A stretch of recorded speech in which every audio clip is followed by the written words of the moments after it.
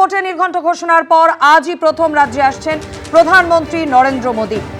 উত্তরবঙ্গ থেকে বিজেপি প্রার্থীদের সমর্থনে প্রচার শুরু করতে চলেছেন তিনি। কোচবিহারের রাসমেলা ময়দানে বিজয় সংকল্প সভা রয়েছে আজ প্রধানমন্ত্রী নরেন্দ্র মোদীর। আর কিছুক্ষণের মধ্যে এই সভাস্থলে এসে উপস্থিত হবেন তিনি। সরাসরি এই সভাস্থলে আপনাদের নিয়ে যাব। প্রতিনিধি শিবাশিস মৌলিক আমাদের সঙ্গে রয়েছেন। শিবাশিস, একদম সকাল থেকে তুমি দেখাচ্ছিলে যে প্রচুর মানুষজন উত্তরবঙ্গের বিভিন্ন জায়গা থেকে তারা জড়ো হচ্ছেন সভাস্থলে। আজ এই সভাস্থল থেকে প্রধানমন্ত্রী কি বলবেন সেই দিকেই তাকিয়ে রয়েছেন সকলে। আর যখন কিছুক্ষণ মাত্র বাকি, কি দেখতে পাচ্ছ সভাস্থলের ছবি?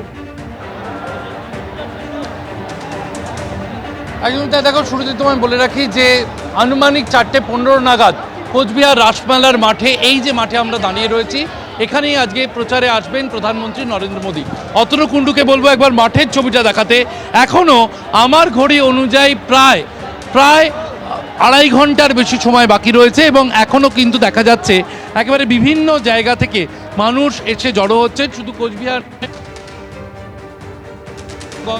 কোচবিহার এইসব এলাকা তো রয়েইছে, দিনহাটা, কিন্তু কোচবিহারের পার্শ্ববর্তী জেলা উত্তরবঙ্গের আলিপুরদুয়ার, দিনাজপুরের বিভিন্ন জায়গা থেকে, শিলিগুড়ি থেকে, জলপাইগুড়ি থেকে মানুষ আসছেন এবং তারা এই সভায় কিন্তু জড়ো হচ্ছেন। তারা এখানে আমরা দেখতে পাচ্ছি প্রায় কিন্তু বিভিন্ন যে ব্লকগুলো করা হয়েছিল বসার জন্য, যে এলাকাগুলো, সেই এলাকাগুলো কিন্তু দেখা যাচ্ছে একেবারে ভরে গিয়েছে এবং বিজেপি কর্মী সমর্থকরা তারা জড়ো হচ্ছেন।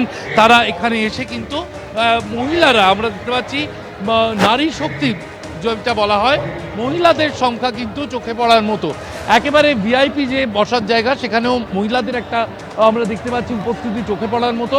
এবং পিছনের যে ব্লকটা রয়েছে সেই ব্লকেও কিন্তু দেখা যাচ্ছে একেবারে মহিলারা।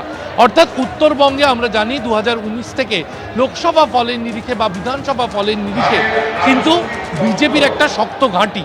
সেই শক্ত ঘাঁটিতেই 2024-এ কোচবিহারের এই রাসমেলার মাঠ থেকে ভোটের প্রচার শুরু করেছেন নরেন্দ্র মোদী। এবার 2026-এ বিধানসভা ভোটের সময় সেই মাঠ থেকেই কিন্তু দেখা যাচ্ছে বিজেপির প্রচার অভিযান। একদমই আজ থেকে বিজেপির প্রার্থীদের সমর্থনে প্রচার শুরু করতে চলেছেন উত্তরবঙ্গ থেকে প্রধানমন্ত্রী নরেন্দ্র মোদী। অবশ্যই এদিকে আমাদের নজর থাকবে। আপাতত শিবাশিস, ধন্যবাদ। সুপ্রিম কোর্টের নির্দেশ অনুযায়ী প্রথম অভিযোগের নিষ্পত্তি করল ট্রাইব্যুনাল। ফারাক্কার সম্ভাব্য কংগ্রেস প্রার্থী মেহতাব শেখের অভিযোগের নিষ্পত্তি করা হয়েছে। এই বিষয় নিয়ে আরো বিস্তারিত আমাদের জানাবেন প্রতিনিধি সৌভিক মজুমদার আমাদের সঙ্গে রয়েছেন। সৌভিক, দেখো, আজকে সল্টলেকের বিজন ভবনে কলকাতা হাইকোর্টের অবসরপ্রাপ্ত প্রধান বিচারপতি CS শিবজ্ঞানম, তিনি এই বিশেষ বেঞ্চের মাননীয় বিচারপতি হিসাবে ছিলেন এবং তিনি প্রথম মামলার নিষ্পত্তি করেছেন। ফারাক্কার সম্ভাব্য কংগ্রেস প্রার্থী মেহতাব শেখ, তার নাম অবিলম্বে ভোটার লিস্টে তুলতে হবে এবং তাকে বৈধ ভোটার হিসাবে মান্যতা দিতে হবে এবং তার পরবর্তী ক্ষেত্রে যা পদক্ষেপ আছে সেটা নির্বাচন কমিশন গ্রহণ করবে, এই নির্দেশে আজকে দেওয়া হয়েছে। ফলে আপাততভাবে মেহতাব শেখের কংগ্রেসের টিকিটে প্রার্থী হওয়ার ক্ষেত্রে আর কোনো বাধা থাকলো না। মাধুরী, ধন্যবাদ সৌভিক। মোথাবাড়িতে প্রতিবাদের নামে গুন্ডামি, বিচারকদের উপর হামলা। কিভাবে বিচারকদের উপর হামলা হলো সেই তথ্য নিতে এবার বিচারকের বাড়িতে এনআইএ। এক আক্রান্ত বিচারকের বালিগঞ্জের বাড়িতে এনআইএর তদন্তকারীরা তারা পৌঁছে যান।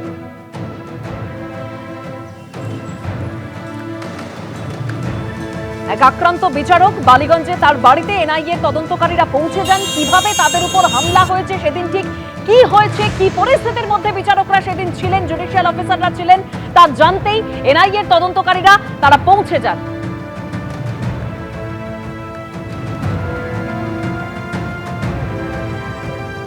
আমি এই বিষয়ে বিস্তারিত জানবো সরাসরি। আবির দত্ত আমাদের প্রতিনিধি রয়েছেন আমাদের সঙ্গে। আবির,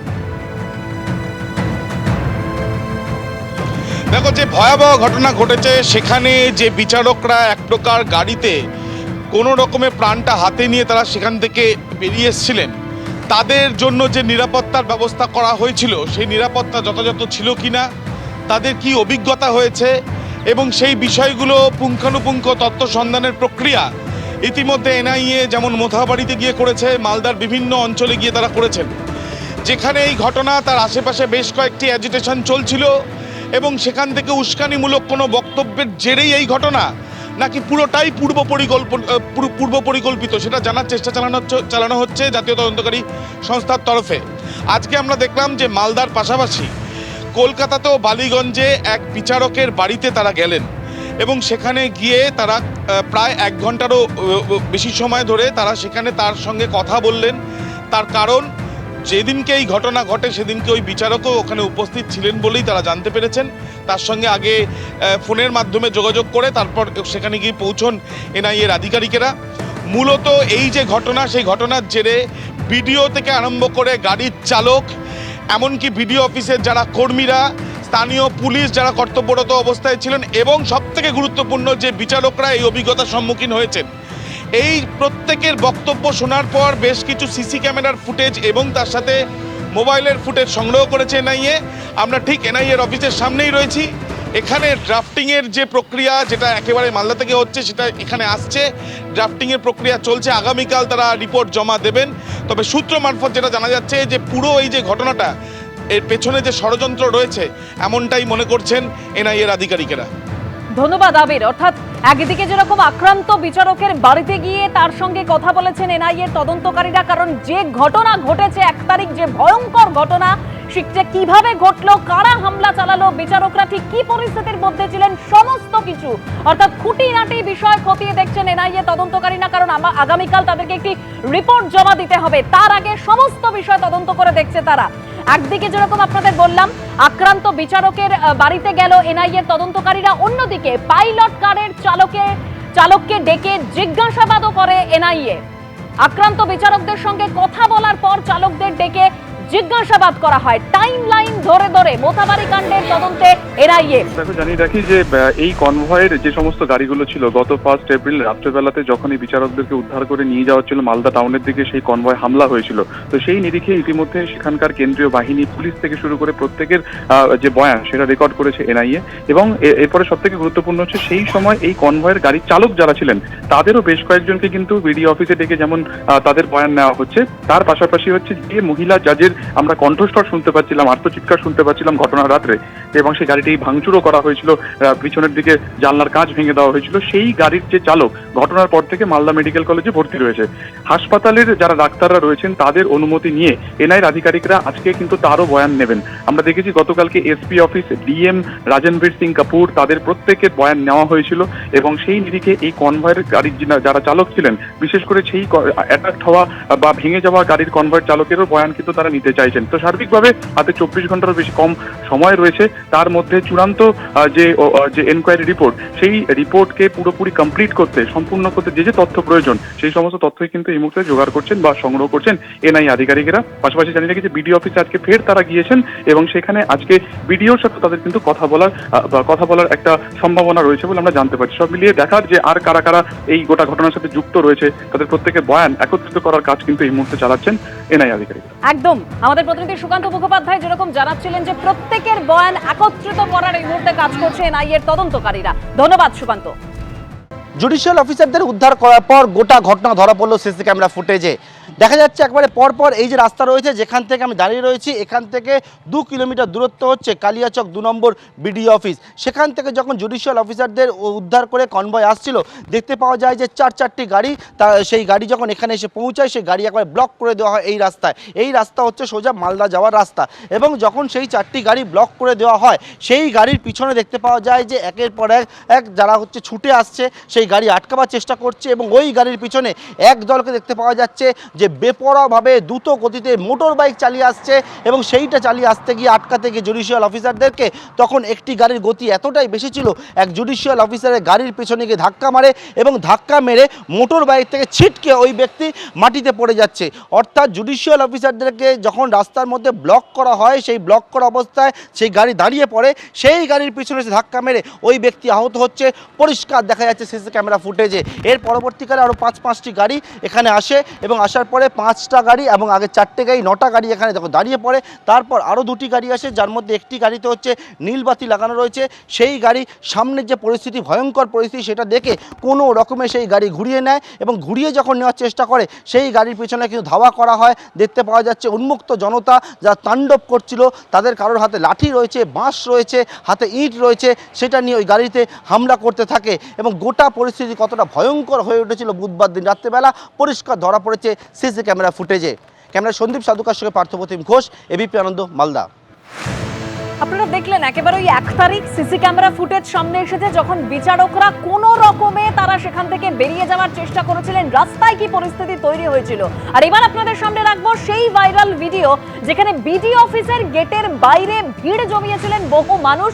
আর ঠিক যেই রাতের ছবি দেখতে পাচ্ছেন, যখন এই বিচারকদের সেখান থেকে বের করে নিয়ে যাওয়া হচ্ছে, কত মানুষ সেখানে জমায়েত করেছিলেন, বিডি অফিসের বাইরের এই ছবি। লাঠিচার্জ শুরু হয়ে গেছে। আরো বিস্তারিত আমরা জানবো আমাদের প্রতিনিধি ময়ূক ঠাকুর চক্রবর্তীর কাছ থেকে। ময়ূক, দেখো, জুডিশিয়াল অফিসাররা দিনভর আটকে ছিলেন এবং আমরা যেটা বারবার দেখছি যে ফুটেজ দেখেও যেটা বোঝা যাচ্ছে যে সকাল থেকেই কিন্তু মোথাবাড়ির যে বিডিও অফিস তার বাইরে বিক্ষোভকারীদের সংখ্যা বাড়ছিল এবং সেটা দুপুরের পর সেই সংখ্যাটা অনেকটা বেড়ে যায়। প্রশাসনের আধিকারিক যারা রয়েছেন তারা ছিলেন ঠিকই, কিন্তু তাদের যে সংখ্যা এবং বিক্ষোভকারীদের সংখ্যা সেটা দেখেই বোঝা যাচ্ছে যে পুলিশ প্রশাসনকে কার্যত কেন্দ্রীয় বাহিনীকে সঙ্গে নিয়েই হিমশিম খেতে হয়েছিল মোথাবাড়ি বিডিও অফিসের বাইরে এবং দিনভর এই পরিস্থিতি চলেছিল। বিকেলের পর এই সংখ্যাটা আরো বেড়ে যায় এবং এই বিডিও অফিসের বাইরে তখন কার্যত প্রচুর লোক জড়ো হয়ে যায়। এরপর রাতে যখন মালদার এসপি বিরাট পুলিশ বাহিনীর র্যাব এবং কেন্দ্রীয় বাহিনীকে সঙ্গে নিয়ে এই আটকে থাকা জুডিশিয়াল অফিসারদের সেখান থেকে নিয়ে যাওয়ার জন্য আসেন, তখন যে পরিস্থিতি তৈরি হয়েছিল সেই ছবিটাও কিন্তু এখানে পরিষ্কার দেখা যাচ্ছে যে পুলিশ এবং কেন্দ্রীয় বাহিনী তারা বিক্ষোভকারীদের কর্ডন করে একটা দিকে কোনোভাবে রাখার চেষ্টা করছেন, তার মাঝখান দিয়েই জুডিশিয়াল অফিসারদের গাড়ি বেরোচ্ছে এবং সেই গাড়ি যখন বেরোচ্ছে বিক্ষোভকারীরা কেউ গাড়ির ওপর চাপড় দিচ্ছেন, কেউ গাড়ির ওপর হামলে পড়ছেন। পুলিশ প্রশাসন সেটা তাদেরকে নিয়ন্ত্রণ করতে কার্যত অসহায় হয়ে গেছেন এবং তারই মধ্যে আতঙ্কের ছবি যে জুডিশিয়াল অফিসাররা যে গাড়ির মধ্যে ছিলেন সেই আতঙ্কের ছবিও কিন্তু ধরা পড়ছে। প্রত্যেক মুহূর্তে তারা আতঙ্কিত ছিলেন, কারণ সেখানে বিক্ষোভকারীরা যে কোনো মুহূর্তে যা কিছু করতে পারেন এবং পুলিশ প্রশাসনের তরফ থেকে যে সংখ্যা ছিল তার থেকে বিক্ষোভকারীদের সংখ্যা অনেক বেশি ছিল। ফলত সেই জায়গা থেকে একটা আতঙ্কের জায়গা ছিল যে তাহলে বিক্ষোভকারীরা কোনোভাবে পুলিশকে ওভার পাওয়ার করে আবার এই জুডিশিয়াল অফিসারদের উপর আক্রমণ না করেন, কারণ তাদের যে একদম ময়ূক, যে কথা তুমি বলছিলে যে ভিডিও সামনে এসেছে যেখানে দেখা যাচ্ছে কেন্দ্রীয় বাহিনী রয়েছে, পুলিশ রয়েছে, কিন্তু তাদের থেকে বিক্ষোভকারীদের সংখ্যা অনেক বেশি, যে কারণে হিমশিম খেতে হয়েছিল সেই সময়। আমি বন্ধ করছি, তাহলে আপনি আমাকে পাঠাবেন কেমন?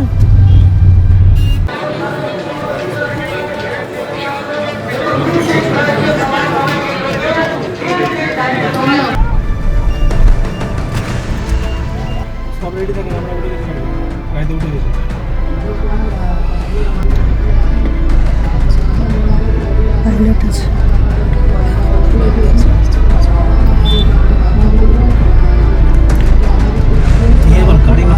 লাঠিচার্জ শুরু হয়ে গেছে।